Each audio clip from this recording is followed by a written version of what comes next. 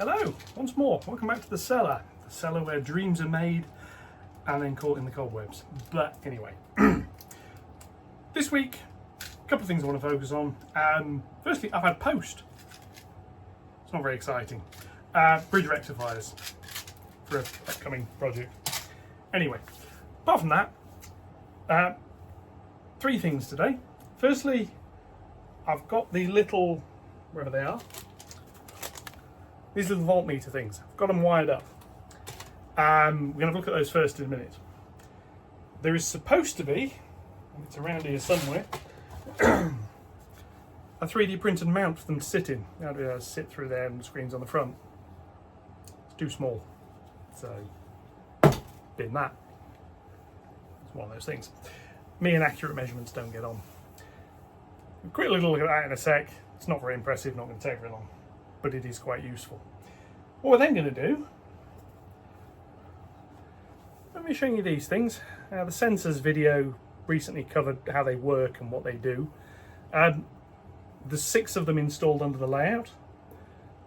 I'm going to have a go at getting them to work in a minute. And then we're going to run some trains because I can. And there's a little bit of a wiring update and whatever as well. I'm not going to show you the wiring. We're just going to run some trains and I'll show you what you can do with the wiring. More interesting. Firstly though, have a little look at this thing down here. So if I bring you over here, and you will have to excuse this as I tilt things slightly. Okay, back in a sec. Okay, back, and hopefully you'll be able to see things a little bit better now. And I can wiggle them around. So I've got 2 of these things. They're connected to this little board here, which is connected into that distribution block. For the OCD among you, please ignore the fact I've used purple for all of the wires. So what I do, I bring this up here and I press this button to turn the layout on, and they both switch on. And what this shows me, this one here, which is upside down, lovely green little display. My logic circuit is on about 4.6 volts out of 5. This one's showing 0 because this is the power side. Do that, that jumps up to just shy of 5 volts. Off the back of those 2, I can now monitor the voltage I have here for the track and for the relays and servos. So if things start playing up, I've got a little bit of a reference I can look at. While we're here and focused and I can show things, this is what we're working with today. Arduino Nano with a screen, and if I just jump back a little bit, the white wire is what I was trying to show in the displays video and managed to completely screw up. There it connects in the back, goes to a pulse width modulated pin. I'm hoping you'll be able to read the screen as a result of that. So I'm going to go get set up and we're going to have a look at these sensors. Now back. Now after much faffing about, it's set up. Before we test this, why on earth am I doing this? I mean, just simply why? Well, Leopard Street has reversing loops. These 3 tracks here, they sort of go all the way around there, and there's some trains parked on them and so on and so forth. Reversing loops on a DC or DCC layout, you have to have some way of switching the current. So basically that rail becomes that rail and vice versa.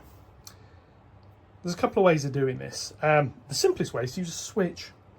Double pole, double throw switch, drive the train into the section. Under DC you would then stop, flick the switch, change the direction on the controller, and off you'd go. DCC, because it's an AC waveform, the train could just drive through and you flick the switch and it'll keep going. The drawback is you have to remember to throw the switch, so you don't want it to be a switch. And there are 2 ways around this as far as I'm aware. The first is to do what a lot of commercial units do. If these rails are one way and these rails here are another, and this is the reversing section join on this track, under this, sits under this, some insulating joiners there. If this track is set correctly, train comes in here and just keeps going. This is the other way round. Train comes in here, goes short circuit, because this rail is connected to this rail to this rail, so touching those two together shorts them. A lot of DCC hardware will detect that short circuit very quickly and reverse the polarity, and away you go. Relies on an engineering principle I don't like, which is detecting a short circuit that you've caused deliberately. That just makes my skin crawl. I don't like that. I know it works, I know people use it, I know it's quite reliable. I don't like it as a principle. The other way is to preemptively make sure things are the right way around, and that's what I'm going to do. Still a relay, going to change the circuit, but I'm using these sensors, and they're only at this end. This is the key bit here, they're only at this end. If I sort of scan up and around a little bit, this board here is one. You can see where that black bit ends and it goes to plywood, that's another. The board at the end's another. Around where those orange relays are, a little bit behind that, is where the final board join is for the reversing loops. So the reversing loops here go over 3 boards. This is a little bit of a problem because obviously the boards come apart. So what I've got, and you can sort of see the mess down here, are these pink and purple wires. The same on the far board over there. There are 3 sets of bus rails for these tracks. That one's got its own, that one's got its own, that one's got its own. So they can be reversed independently. This is where the feeds for them come in. Eventually they won't, as you can see, it's all looped here using the blue and brown. It won't be. These are the feeds to the bus loops. There's going to be some relays feeding into here.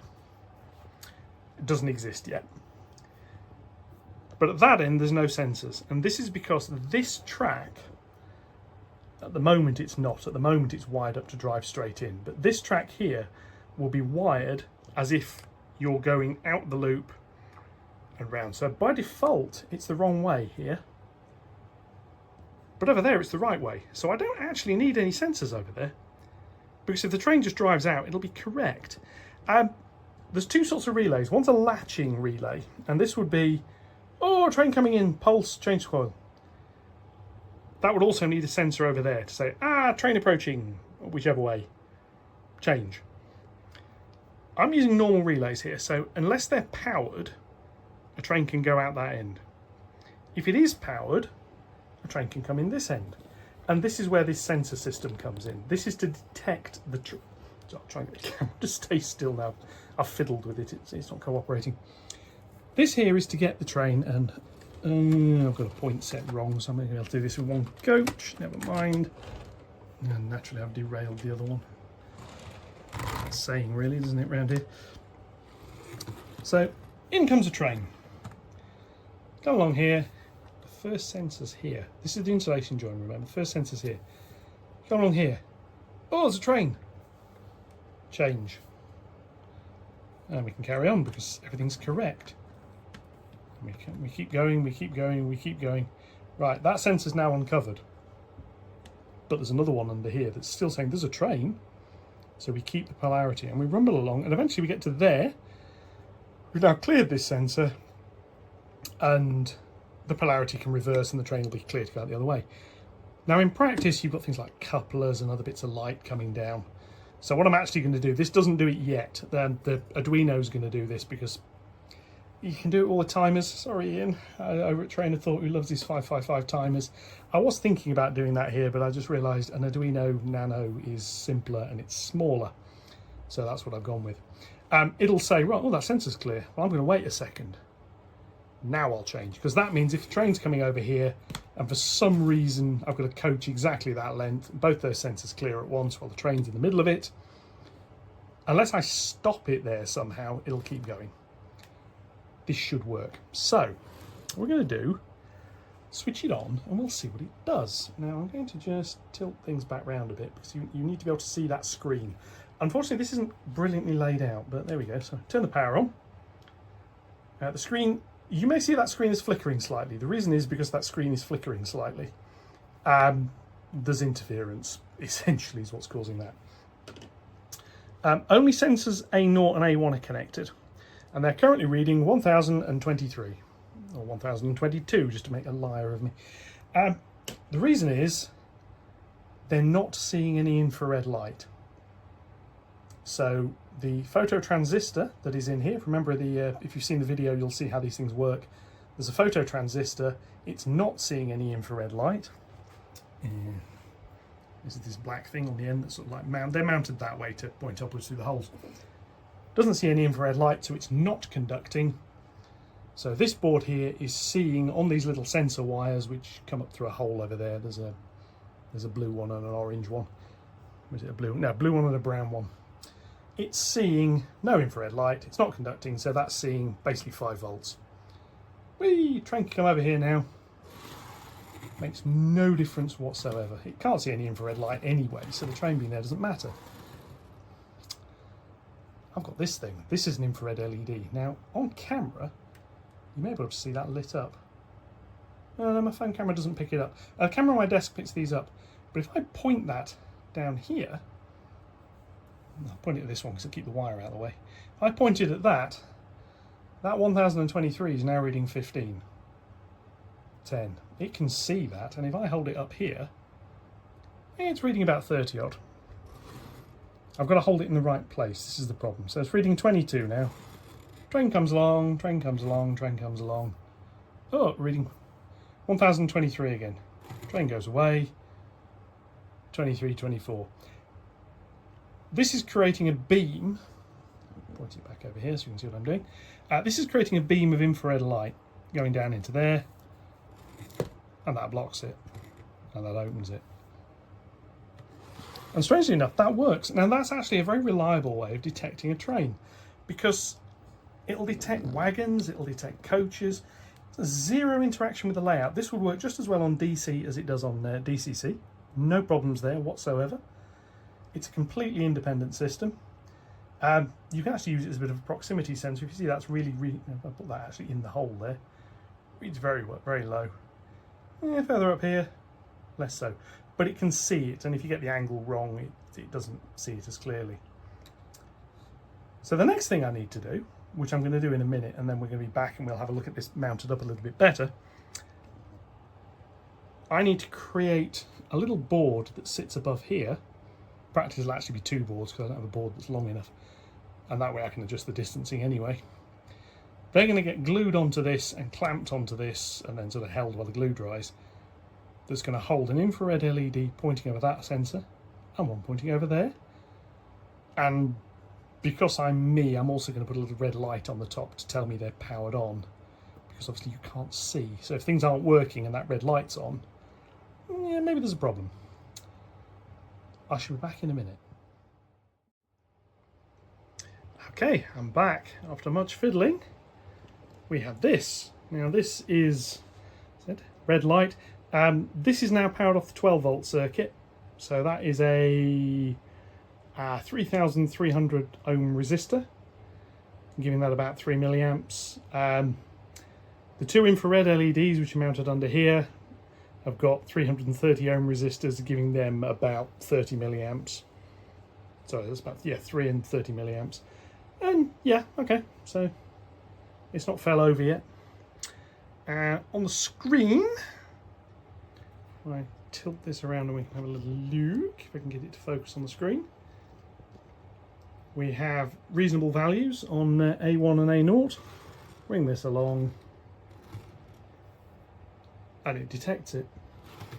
Out of the way. And it doesn't detect it.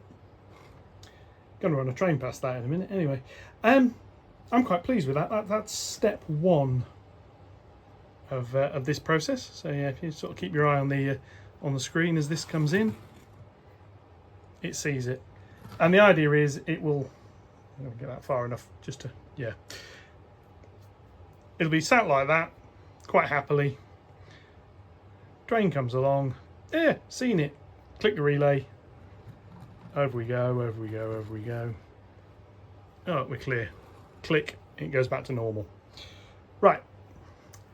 I've obviously got more of that to do, which I'm not doing tonight, and I'm not doing on camera. There's another gantry, which will be sat about here. It's going to have to span all. The reason it's sort of this cantilever design, there isn't space between the tracks to put another support. I might be able to get a very thin, well, I will be able to get a very thin one down here, I think. But it won't be screwed to, sorry, it won't be screwed to anything. It'll be fixed at this side. I'll have to, I'm gonna have to design it around this block here. It'll probably end up here. It'll come over, there'll be a leg that comes down or something to support it, and then sensors there. That's for another day. Right, I'm gonna move the camera around and we're gonna run some trains.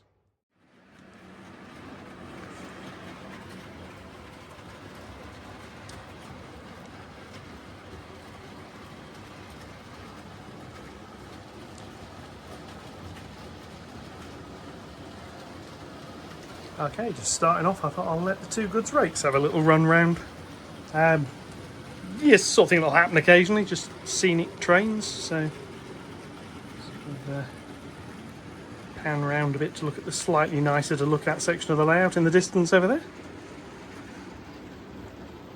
I'll try and lift the camera up so you can actually see a couple of trains, that'd be a bonus, wouldn't it?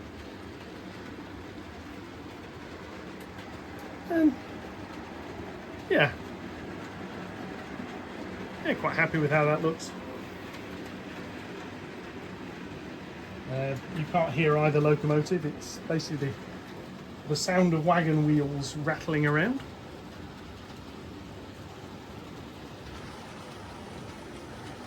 Just sort of zoom out again as we'll see them pass each other in the non-scenic part of the layout. Get the Q6 to its parking spot, and then we'll let Scotty have a rumble. So, change a few points, release, select, flying turnip, and off she goes. Yeah, slightly quicker. There's something very nice about trains passing each other. I'm not quite sure why. I really like that look. Yeah, and again, the camera not exactly helping out here, but there we go. And we go. Here's the K3 doing Stirling service. I may have mentioned once or twice I quite like the K3. Yeah, let's get a little quicker.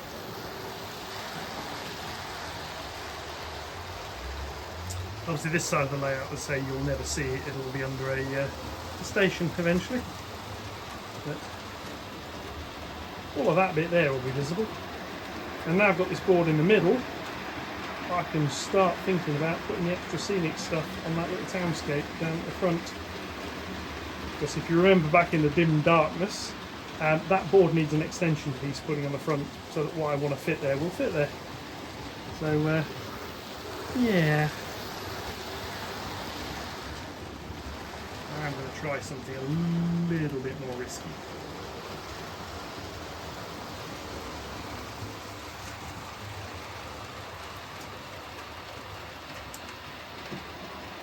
Now, I may have noted before, there is a problem at one end of the layout with doing what I'm about to do, but if I manually drive the trains, it shouldn't matter.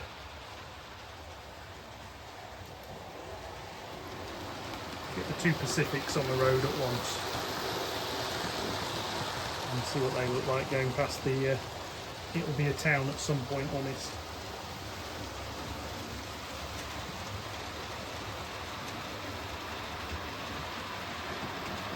And things are behaving themselves quite nicely today. There we go, passing each other, looking rather nicely.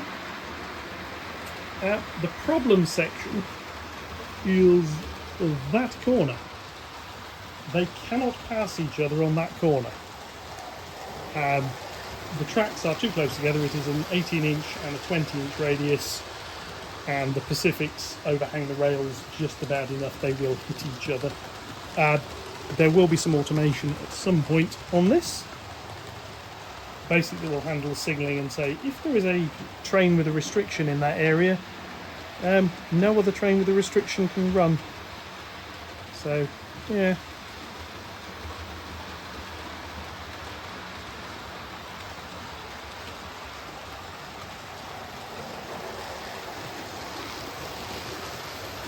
And in a sec, I'm going to show you how this yard works, or will work eventually. What I'm going to do is stop. It would help if I clicked the right train, if I'm perfectly honest. Yeah, anyway, never mind. Scotsman can go again. Yeah, I'm going to stop Chamonix-sur-Dieu, whatever that French train's name is. I'm going to stop her in the yard and we're going to run the Scotsman into the new loop area. So I need to clear a coach out of the way.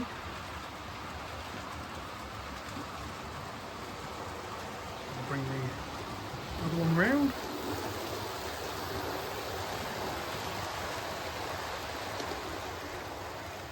And what I'm going to do is I'm going to do a little bit of a swap around. So I'm going to shift that coach, excuse me, the manual crane shunt there, but that's the only way of doing it. And let's see if I can get this done. Sign, that loop, that loop. And then she's going to run round and come into the yard, past the new sensors, which of course I've completely missed because the camera was pointing the wrong way. So what I'm going to do is back her up and do that again with the camera pointing in the right place. So again, yeah, the sensors are currently saying there is no train present. So if we go into reverse with the lady, she'll come back here and oh look, it's spotting a train. Exactly as I'm wanting it to.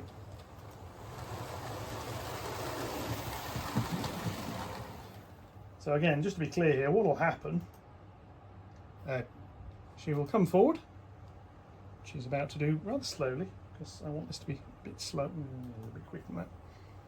She'll come along here like this, like this, like this. She'll trip that sensor, click. The reversing loop will go to entry mode, so she can run in. And it'll stay in reversing mode here because it can see a train the whole time, even where it goes between the coaches.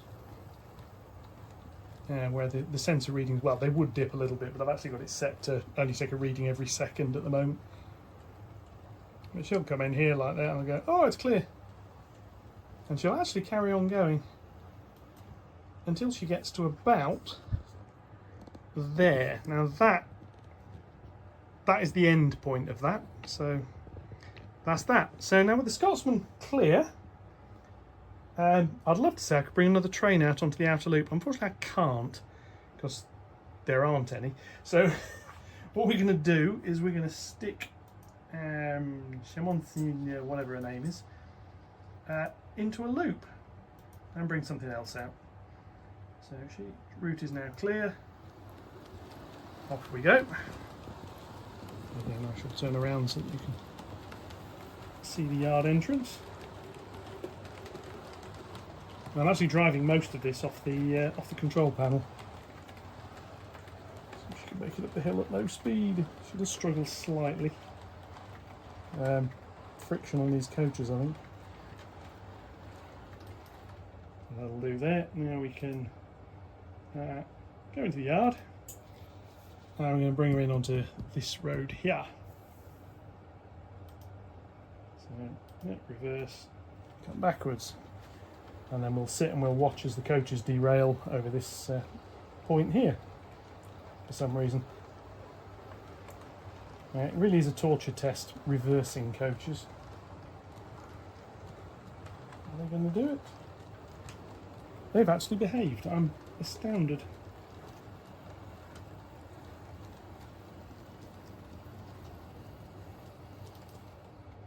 That's her in her little parking position, and I think next up is going to be Cheshire, the lovely little D49, who can come out. She's going to come out onto the inner loop and then she's going to just circulate a little bit.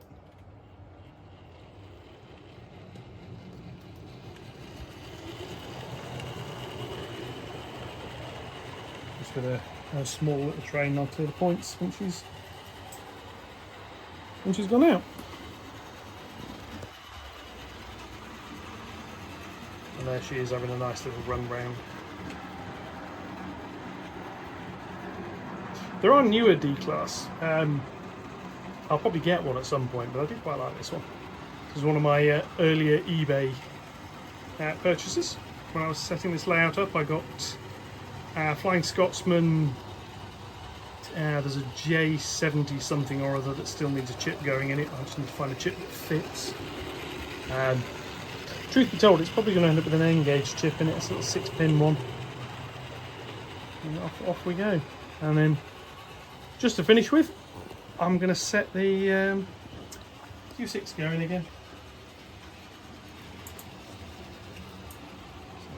So, flick a couple of switches down here.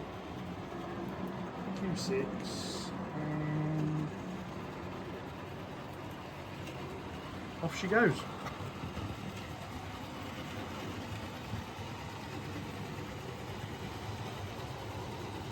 Nice and slowly. I may end up reprofiling the speeds on the Q6. Either that or I'm going to reprofile everything else. She runs, but she's rather slow. Although very, very good at fine control. Let's try and get my camera to do what I want it to. As these two rumble past each other. And I will leave you with the sounds of them running. Thank you very much for watching. Over 900 subscribers now. Anybody out there, yeah, if you're liking this, hit that button. It really does help. God, I feel like I sound like a professional YouTuber begging for whatever's. If you like the video, like it. If you don't like it, feel free not to, or tick it down or whatever. Comments welcome if there's anything you'd like to see improved. I am going to be trying to do train running now in all videos. Until I get to the point I'm going to be building the upper deck, the layout is now operational. I just need to finish these reversing loops off a little bit. But meanwhile, enjoy the rest of your day. I will catch you all in the next one. Thank you very much and goodbye.